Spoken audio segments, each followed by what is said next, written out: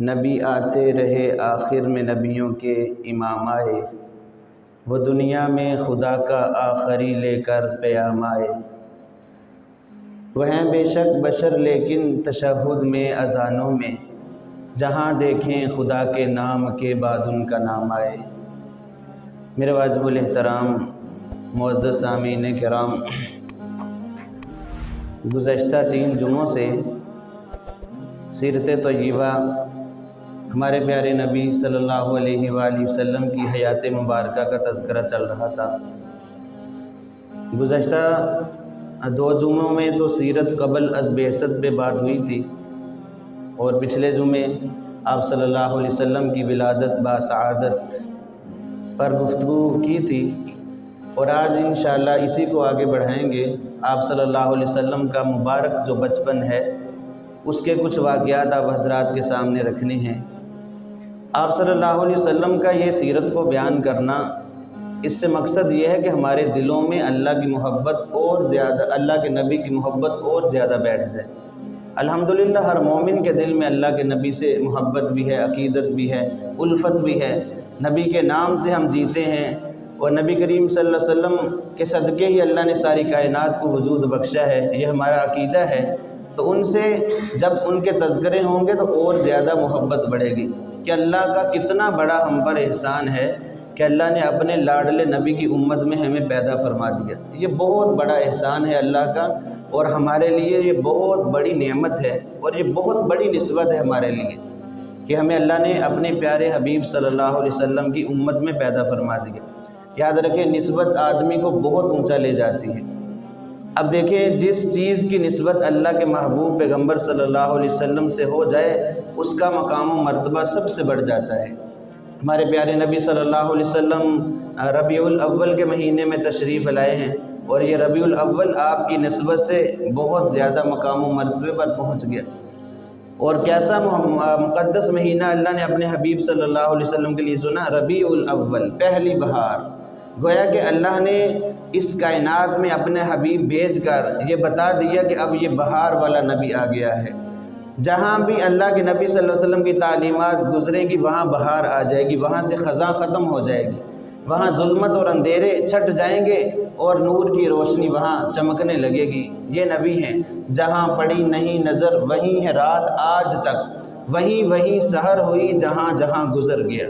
اللہ کے پاک پیغمبر صلی اللہ علیہ وسلم خود جہاں سے گزر گئے، یا اللہ کے نبی کی تعلیمات جہاں جہاں سے گزر گئی، اللہ تعالیٰ نے وہیں سے اندھیروں کو ختم کر دیا، یہ آپ صلی اللہ علیہ وسلم کے ذریعے سے۔ اور آپ صلی اللہ علیہ وسلم کا بچپن بڑا نرالا تھا، ولادت بڑی نرالی تھی، یعنی آپ صلی اللہ علیہ وسلم کو اللہ نے سب سے ہٹ کر پیدا فرمایا۔ عام انسانی تخلیق سے ہٹ کر اللہ تعالیٰ نے اپنے پیارے حبیب صلی اللہ علیہ وسلم کی تخلیق فرمائی ہے۔ اور جیسے ہی اللہ کے نبی صلی اللہ علیہ وسلم دنیا میں تشریف لائے، اور کیسے خوشبوئیں پھوٹنا شروع ہو گئی، اور آپ صلی اللہ علیہ وسلم 7 دن کے ہوئے تو دادا عبد المطلب نے نام محمد رکھا، عقیقہ کیا آپ صلی اللہ علیہ وسلم کا، اور اس بچے کی شہرت پوری دنیا میں پھیلنا شروع ہو چکی تھی، اور اللہ رب العزت نے دکھانا تھا کہ یہ میرا لاڈلا نبی، آخری نبی آ گیا ہے۔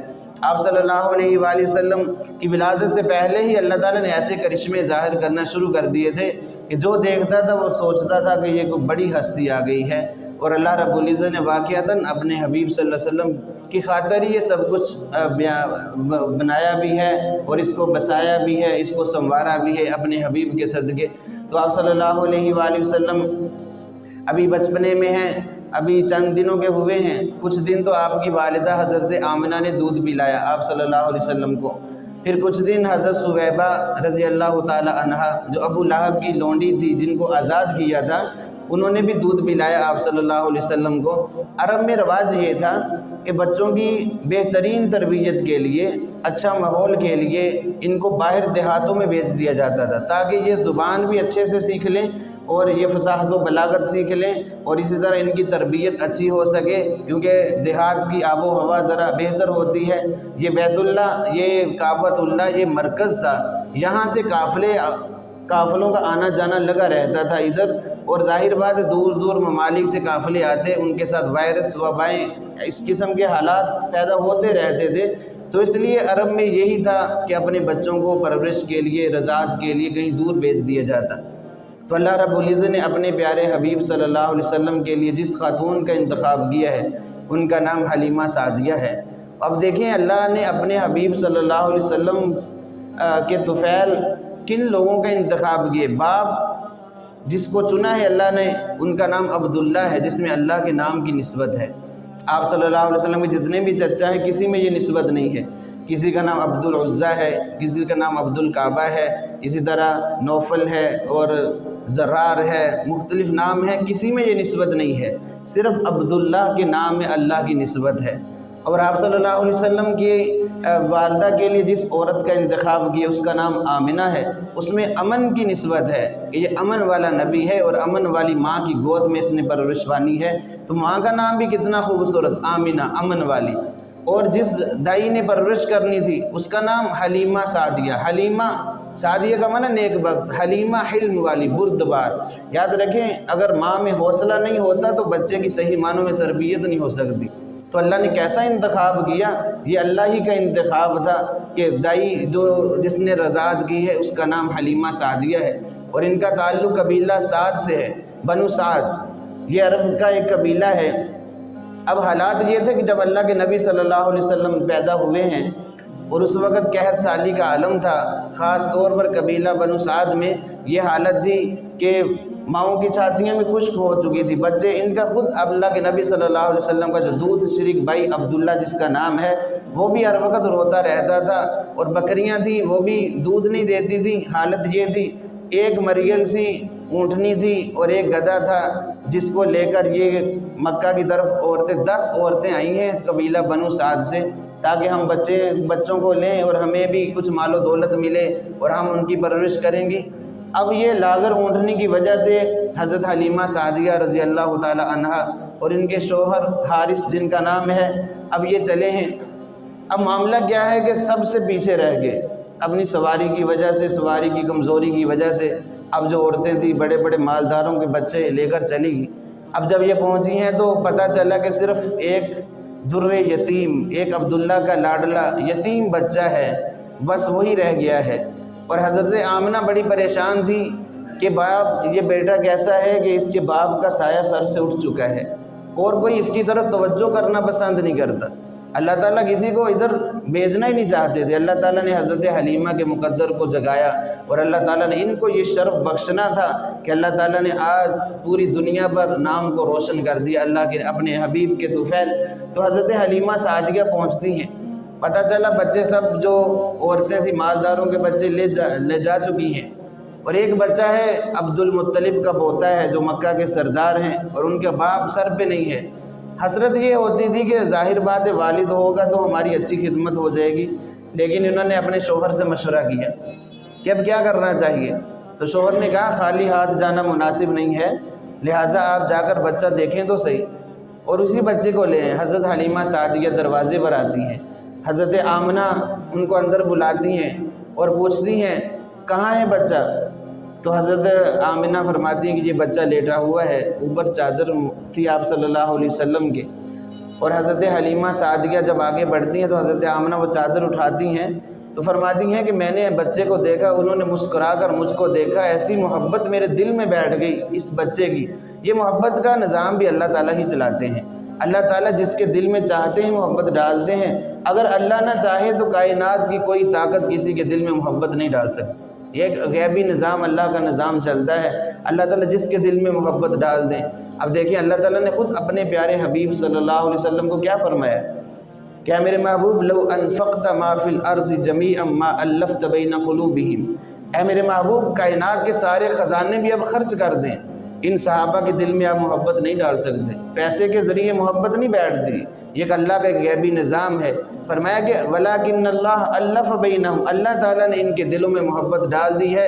کیسی محبت ڈالی کہ آپ کے نام پر جانیں قربان کرنے کے لیے تیار ہیں، یہ اللہ تعالیٰ نے محبت ڈالی۔ اب حضرت حلیمہ سعدیہ فرماتی ہے کہ بچے کو جب میں نے دیکھا میں تو حیران رہ گئی کہ ایسا بچہ کائنات زندگی میں نے کبھی دیکھا ہی نہیں تھا، اور دیکھتی بھی کیسے، جب اللہ تعالیٰ بھیجتے تو کسی کو دیکھتے، اللہ نے تو ایسا حسین و جمیل بچہ بھیجا ہی نہیں ہے کائنات میں، کیسا حسن و جمال تھا اور صحابہ کرام میں سے حضرت حسان بن ثابت رضی اللہ تعالیٰ عنہ نے آپ صلی اللہ علیہ وسلم کے حسن و جمال کا کیسا عجیب نقشہ کھینچا ہے۔ ایسے یہ عربی کے اشعار ان کی زبان پر اللہ نے جاری کیے ہیں کہ آج تک ان کے پائے کا کوئی شعر کوئی شاعر نہیں کہہ سکا۔ اردو زبان میں علامہ اقبال رحمۃ اللہ علیہ کا ایک شعر ہے کہ محمد سے وفاتوں نے تو ہم تیرے ہیں، یہ جہاں کیا چیز ہے لوح و قلم تیرے ہیں۔ اس کے مد مقابل بھی کوئی شعر نہیں ہے۔ اور عربی زبان میں حضرت حسان بن ثابت رضی اللہ تعالیٰ نے جو قصیدہ کہا تھا، اور وہ ایسا جاندار قصیدہ، وَأَحْسَنَ مِنْكَ لَمْ تَرَ قَطُّ عَيْنِي وَأَجْمَلَ مِنْكَ لَمْ تَلِدِ النِّسَاءُ خُلِقْتَ مُبَرَّأً مِنْ كُلِّ عَيْبٍ كَأَنَّكَ قَدْ خُلِقْتَ كَمَا تَشَاءُ۔ کیا فرماتے ہیں؟ وَأَحْسَنَ مِنْكَ لَمْ تَرَ قَطُّ عَيْنِي، آپ جیسا حسین و جمیل کبھی کسی آنکھ نے دیکھا ہی نہیں ہے۔ وَأَجْمَلُ مِنْكَ لَمْ تَلِدِ النِّسَاءُ، اور آپ جیسا خوبصورت بچہ کبھی کسی ماں نے جنا ہی نہیں ہے۔ اس میں جمال مصطفیٰ کا تذکرہ کیا ہے۔ جمال کسے کہتے ہیں؟ یعنی جب بندہ دیکھتا چلا جائے اس کی پیاس بجھے نہ، بلکہ اور زیادہ وہ اس سے متاثر ہو اور زیادہ اس کی تمنا بڑھتی چلی جائے۔ یہ تھا جمال مصطفیٰ، آپ صلی اللہ علیہ وسلم کا حسن و جمال، کہ جب کوئی دیکھتا تھا تو اور زیادہ اس کی طلب بڑھتی تھی، اکتاتا نہیں تھا۔ اور اللہ کے نبی صلی اللہ علیہ وسلم پر ایسا ایک جلال تھا اور ایسا ایک روحانیت تھی کہ کوئی بھی نظر بھر کے آپ صلی اللہ علیہ وسلم کو نہیں دیکھ سکتا تھا، نظریں جھک جاتی تھی فوراً۔ آپ صلی اللہ علیہ وسلم کے حسن و جمال کے سامنے صرف دو ہستیاں، حضرت ابوبکر و عمر رضی اللہ عنہما، ان کے اندر یہ ملکہ تھا کہ اللہ کے نبی صلی اللہ علیہ وسلم کی طرف یہ نظر بھر کر دیکھ سکتے تھے۔ باقی کسی میں یہ مجال نہیں ہوتی تھی کہ جب اللہ کے نبی جلوہ فروز ہوں اور کوئی اللہ کے نبی کی آنکھوں میں آنکھیں ڈال کر دیکھ سکے، فوراً حیا کی وجہ سے نظریں جھک جاتی تھی اس کی۔ حضرت ابوبکر صدیق رضی اللہ تعالیٰ عنہ اور حضرت عمر فاروق رضی اللہ تعالیٰ دونوں اللہ کے نبی کا دیدار کرتے، اور پھر آپ صلی اللہ علیہ وسلم ان کو دیکھ کر مسکراتے یا آپ اللہ کے نبی کو دیکھ کر مسکراتے۔ ایسے خوبصورت اللہ کے محبوب پیغمبر صلی اللہ علیہ وسلم، اور کیا حسن و جمال ہے۔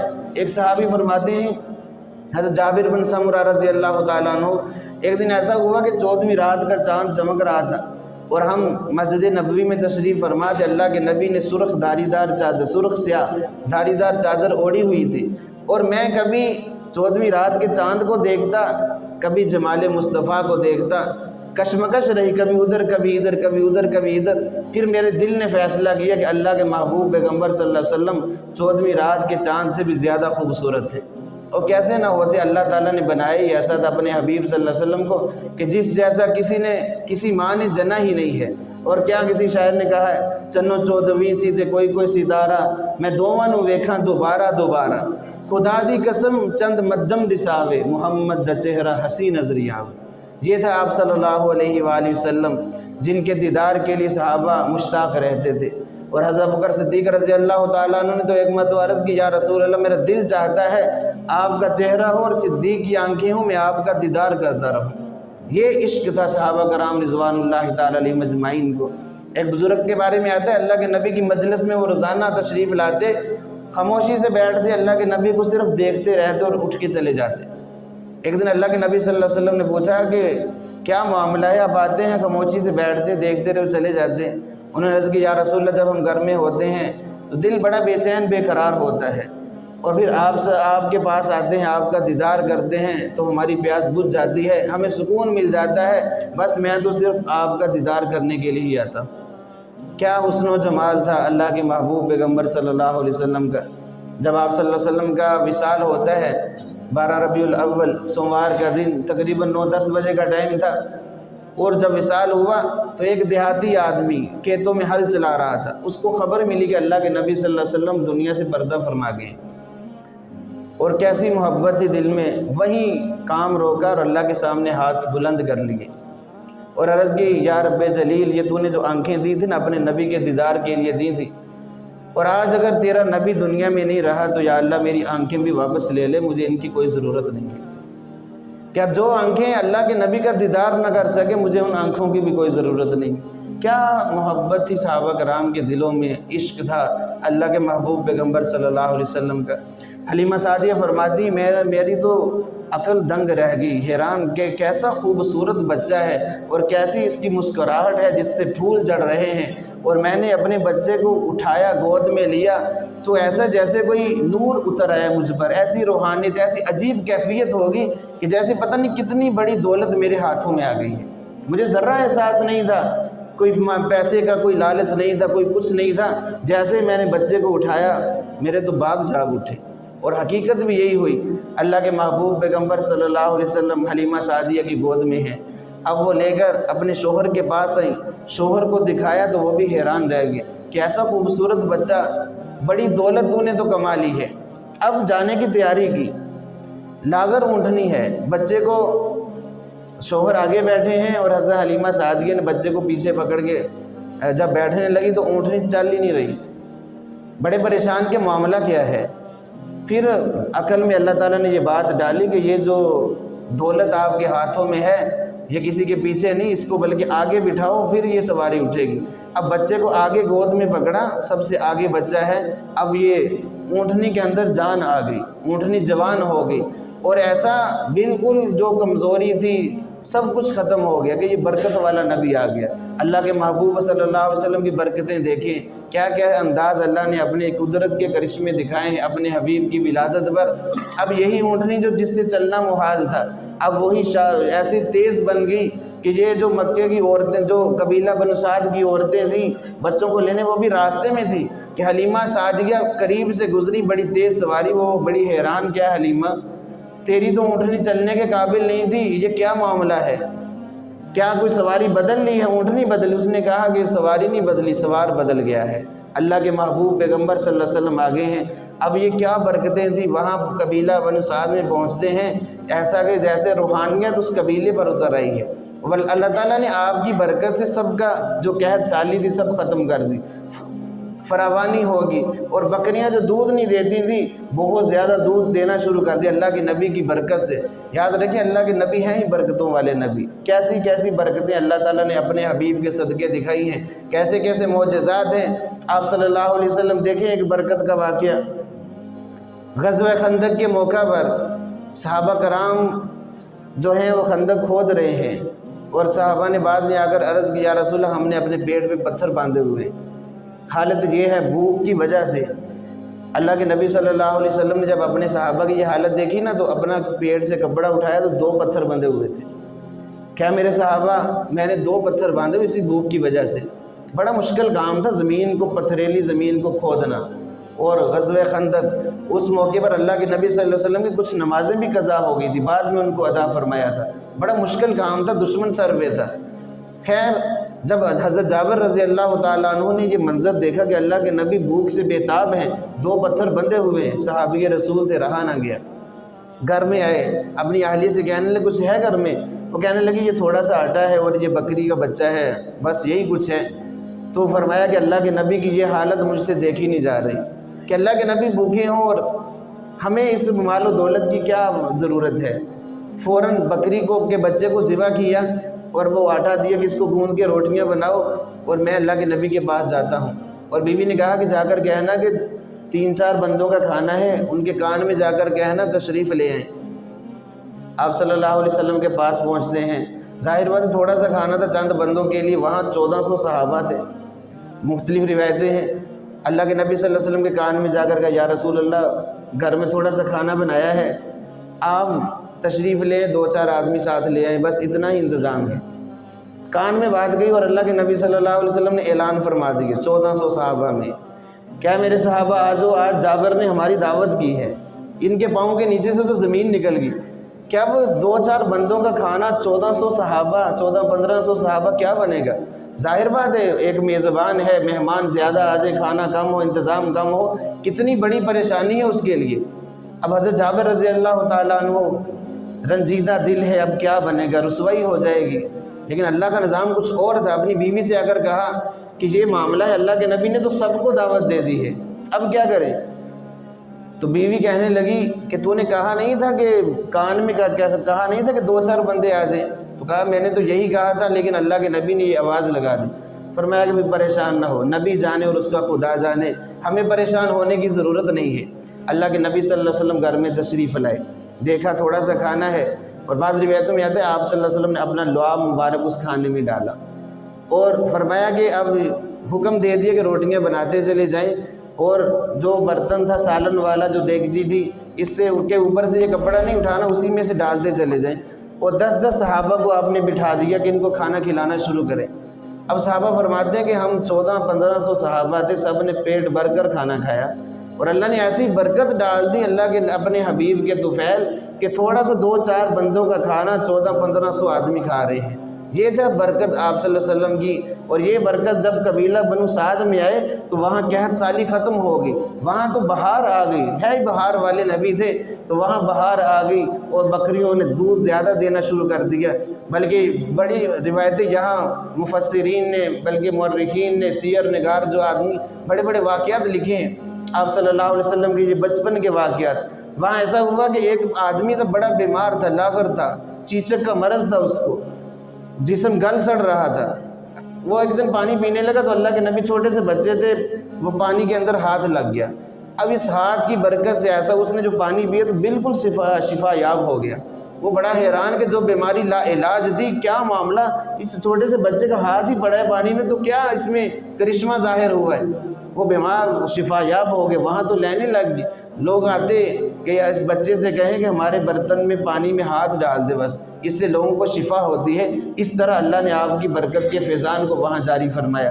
اور حلیمہ سعدیہ کی بکریاں جب جاتی تھیں اور آپ صلی اللہ علیہ وسلم بھی تھوڑے سے جب بڑے تو شیمہ جو آپ کی ہمشیرہ ہیں وہ ساتھ لے گئیں۔ انہوں نے عجیب منظر دیکھا، کہتے جب آپ صلی اللہ علیہ وسلم ساتھ گئے تو بادل ہم پہ سایہ کرتے تھے، وہ بکریاں جلدی سے گھاس وغیرہ چر کے بیٹھ جاتی، اللہ کے نبی کی زیارت کرتی رہتی، آپ کا دیدار کرتی رہتی۔ یہ عجیب منظر تھا، مجھے بھاگنا نہیں پڑتا تھا بکریوں کے پیچھے، مگر نہ بکریاں کو چرانا آسان کام نہیں ہوتا، ان کو پکڑنا قابو کرنا بڑا مشکل ہوتا ہے۔ اللہ کے نبی کی برکت سے وہ آس پاس ہی رہتی، مجھے مشقت نہ اٹھانی پڑتی۔ یہ ایسے عجیب مناظر اللہ نے اپنے حبیب کے بچپن میں دکھانے شروع کر دیے تھے۔ یہ برکت والا نبی، یاد رکھیں، جو اتنا برکت والا نبی ہے اس کا نام بھی برکت والا ہے، اس کا دین بھی بڑا برکت والا ہے۔ آج اگر ہم اس نبی کے لائے ہوئے دین کے مطابق زندگی گزاریں گے، انشاءاللہ اللہ تعالیٰ ہماری نسلوں میں اس برکت کو جاری فرما دیں گے۔ اللہ تعالیٰ دنیا اور آخرت کی سکون کی زندگی ہمیں نصیب فرمائیں گے۔ مریں گے تو قبر میں بھی اللہ تعالیٰ راحت کی، چین کی زندگی عطا فرمائیں گے۔ تو جو اتنا برکت والا نبی ہے اس کے لائے ہوئے احکام کتنے برکت والے ہیں، اس کی سنتیں کتنی برکت والی ہیں۔ تو ہمیں چاہیے کہ اللہ کے نبی کی سنتوں کو بنائیں، اس دین کے ساتھ جڑ جائیں۔ اللہ کے نبی سے محبت کا تقاضا بھی یہ ہے کہ ہم اللہ کے نبی کے طریقے کے مطابق زندگی گزاریں، انشاءاللہ ہماری زندگی میں بھی بہار آ جائے گی۔ اللہ رب العزت سے دعا ہے کہ اللہ تعالیٰ ہمیں دین کے مطابق زندگی گزارنے کی توفیق عطا فرمائے۔